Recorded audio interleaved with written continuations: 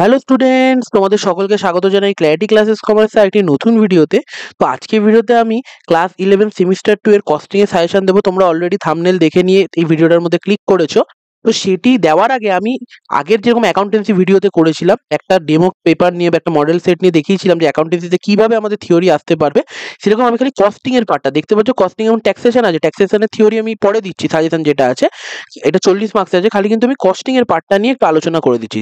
দেখো, এ দাগের মধ্যে একেকটা আমাদের থিওরি আছে, দুটোই থিওরি অর আছে, দুয়েরটা অঙ্ক আর থিওরি। সবসময় কস্টিং এর যে থিওরি গুলো হয়ে থাকে বা ম্যাথ গুলো হয়ে থাকে, তার মধ্যে থেকে ম্যাথ কিন্তু সবসময় ইজি পড়ে থাকে কস্টিং এ। তাই আমি বলবো 90% না 100% তোমরা কস্টিং এর অঙ্কগুলো করে আসবে। ঠিক আছে, এবার যদি কিছু প্রবলেম হয়ে যায় তখন দেখছো এখানে হলো অঙ্ক আছে, তার সাথে একটা থিওরি আছে, আবার দুটো থিওরি অর আছে, এক্ষেত্রে আবার একটা অঙ্ক আবার একটি থিওরি, আবার এক্ষেত্রে হলো পুরো বড় অঙ্ক তার সাথেও থিওরি আছে, আর এক্ষেত্রে আবার একটা অঙ্ক থিওরি। তার মানে বুঝতে পারছো এটা থিওরির ওয়েটেজটা কতটা, মানে অনেকটাই তোমরা থিওরি করতে পারবে। এবং যদি অঙ্কতে কোনো প্রকারের অসুবিধা হয়ে থাকে তাহলে সেটা তোমরা কি করতে পারো, থিওরি দিয়ে মেকআপ করে দিতে পারবো। তার জন্যই আমি কস্টিং এর এই থিওরি সাজেশনটা করছি। কেন করছি তার এটা কারণ, এবং যেই থিওরিগুলো দেবো সেগুলো তোমরা থরলি পড়লে যাদের যাদের অঙ্কের মধ্যে একটু প্রবলেম আছে বা যারা অঙ্ক জানো কোনো একটা জায়গায় ফেসে গেছো তখন তোমাদের সুবিধা হবে। ঠিক আছে, তো চলো থিওরিটা এবার দেখা যাক। তো দেখো, এখানে আমাদের চ্যাপ্টার 1 যেটা কাঁচামালের মজুতকরণ, স্টোরিং অফ মেটেরিয়ালস, এইগুলো তোমরা সবকিছু পেয়ে যাবে। আমার প্লেলিস্ট করা আছে ইউটিউবের মধ্যে, অঙ্ক থেকে থিওরি থেকে সবকিছু তোমরা পেয়ে যাবে, সেখানে চেক করতে পারো। আর এই কোশ্চেনগুলো ইম্পর্টেন্ট হলো যেগুলো কি কাঁচামাল কি, উদাহরণ দাও, বৈশিষ্ট্য লেখো। ঠিক আছে, এখানে ইংলিশ ভার্সনেও লেখা আছে। কাঁচামালের ব্যয় কি, কাঁচামাল নিয়ন্ত্রণ বলতে কি বোঝো, বিভিন্ন ধরনের কাঁচামালের প্রকারভেদ। ঠিক আছে, এর মধ্যে 6R কি ধারণাটা সংক্ষেপে বর্ণনা করো।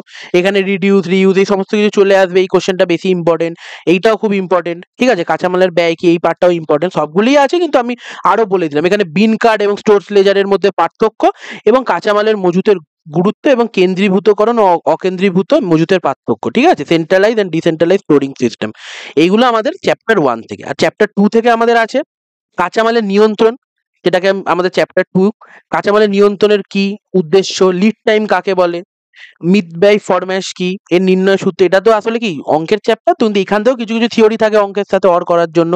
মানে ইওকিউ কি তার ফর্মুলাটা লেখো, এবিসি অ্যানালাইসিস কি, ভিএডি অ্যানালাইসিস কি, জাস্ট ইন টাইম মেথড কি, রিঅর্ডার লেভেল কি, এগুলো সবকটাই এখান থেকে ইম্পর্টেন্ট। এটা চ্যাপ্টার 2 এর গেল। ওকে, চ্যাপ্টার 3ও আমাদের কি, আর চ্যাপ্টার 3ও আমাদের কি আছে, অঙ্কের চ্যাপ্টার, কিন্তু এখান থেকে অনেকগুলো থিওরি এমনি ফার্স্ট পার্টের দিকেও আসে, মিলিয়ে মিশিয়ে আসে। ঠিক আছে, এইগুলো ইম্পর্টেন্ট। যে কাঁচামালের বিলি বলতে কি বোঝো, এটা ইম্পর্টেন্ট।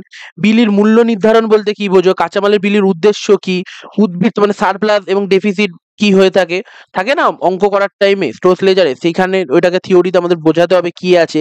ক্রয়ের ফরম্যাশ বলতে কি বোঝো, পারচেজ অর্ডার, স্টোর ডিকুইজিশন নোট, কাঁচামালের যাচনপত্র, এইগুলো সবকটা ইম্পর্টেন্ট।